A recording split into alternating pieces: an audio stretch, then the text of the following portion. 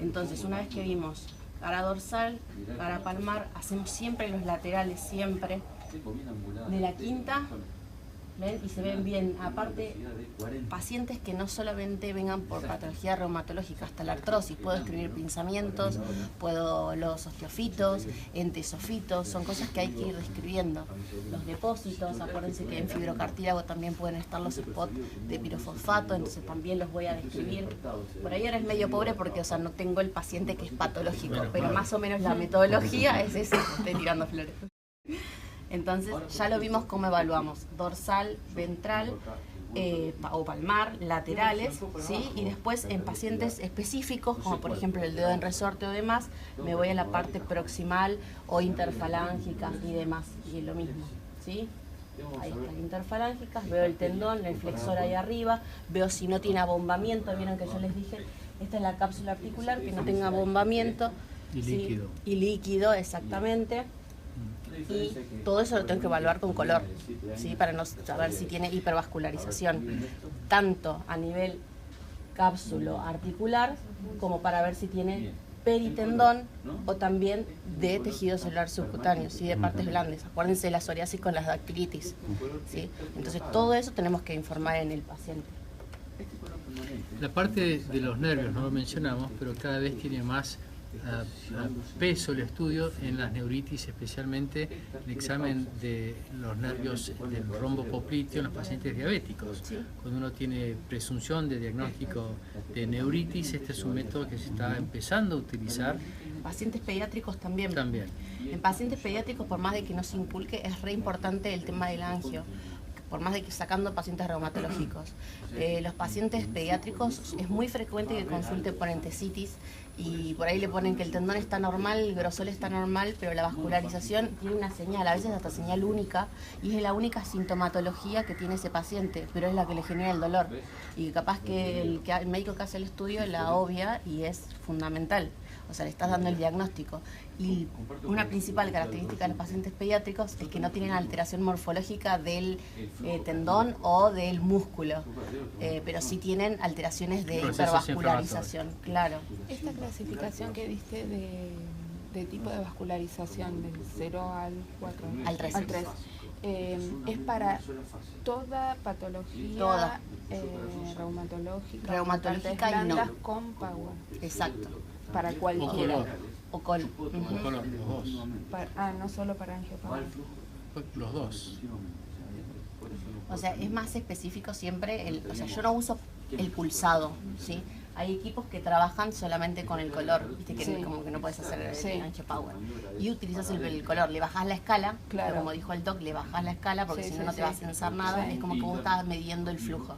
Y ahí haces el mismo... Y usas la misma escala en cuanto al patrón de vascularización. Exactamente, lo clasificás del 0 al 3. Sin velocidades. Sin velocidades, Entonces, esa es la idea. te puedo repetir que sí. la clasificación, porque llegué un poquito tarde y no la alcancé a escuchar. ¿Cómo era la clasificación? La 0 es cuando vos no tenés vascularización, después tenés el grado 1, que es donde ves una señal única.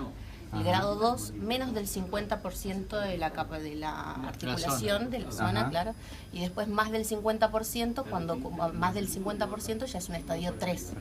¿Sí? En realidad es del ROI, o sea, Claro, de la caja, exactamente, no es de toda de la la articulación, sino de la caja que estás examinando. Claro, de la imagen que estoy viendo. Está bien. Bueno, ¿querés mostrar un codo? Codo es... Sí, yo creo que gel hay que usar un montón acá, porque si yo pongo poco gel, son lugares, por ejemplo, acá tengo la bursa zoacromial. Entonces lo que hago es, le pongo el poquito gel, aprieto y si tiene alguna bursitis o demás, lo comprimo. Entonces me estoy perdiendo un montón de información. Claro. Entonces lo que hacen, yo me acuerdo que en el italiano cuando estábamos practicando me decían, poné gel, y vos ponías así. Claro. Entonces trataba de obviar. Y lo mismo, el codo también tiene una misma metodología, lo voy a mirar en posterior, para ver la bursa, que es superficial, la bursa va a estar en esta zona, y lo que voy a hacer es lo mismo, buscar que esté desdoblada, que tenga líquido anecoico, no siempre que sea particulada o que tenga hipertrofia o proliferación sinovial, me está hablando de una patología reumatológica, ¿no? Hablamos de procesos contusivos que también me van a dar aumento del líquido, me va a dar como vellosidad que tiene, y me van a hablar de estadios de una contusión, por ejemplo. Entonces siempre hablamos el paciente en un contexto clínico, ¿sí? Entonces lo que voy a evaluar es la bursa, después me voy a ir hacia los laterales, ¿sí? Ustedes tienen los extensores y los flexores, grupo extensor, grupo flexor, lo que va a dar la epitrocleitis y epicondilitis y demás. Entonces lo que voy a buscar es, hacemos así, vamos ahí, flexiono un cachito y ahí está el grupo, ¿lo ven? Se ve re bien. ¿Sí?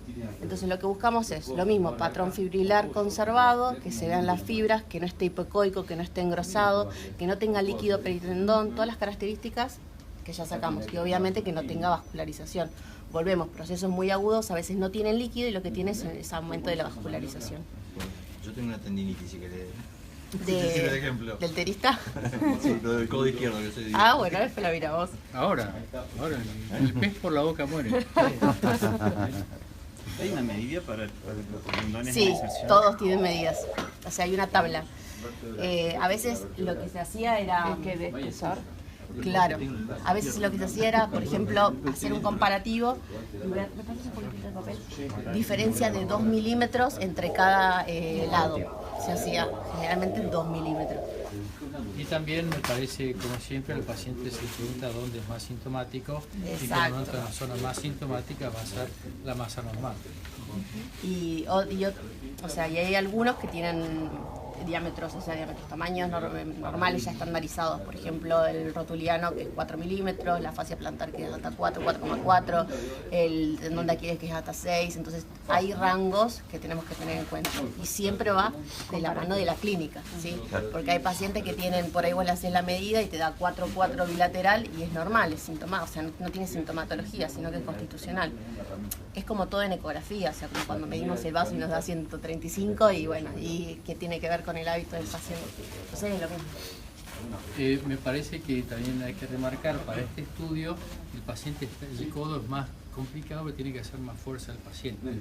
Claro. Entonces hay que buscar el codo también... se mira, lo puedes mirar así, anterior, así, posterior, haces así y me mirás en el lateral o lo haces como que recién. ¿Vos qué tenés? ¿Tensor o flexor? Qué buena pregunta, porque no me hice ningún estudio todavía. Me empezó a doler hace un poquito y sé que tengo una tendinitis porque está durísimo. Pero no sé si es tensor o flexor. Acá te va a dar cuenta. Acá. Flexionamelo un poquitito. Una cosa te voy a mostrar. Yo tengo, puedo, esta es limpia, ¿no? Pero fíjate cómo puedo No, ahí tiene el track, ensuciar lo más. una propósito. Ahí estamos. Y sí, tiene del tenista, porque ¿qué le ven de distinto que el otro? El tendón, ¿cómo está? Más grueso y oscuro, hipocoico, ¿sí?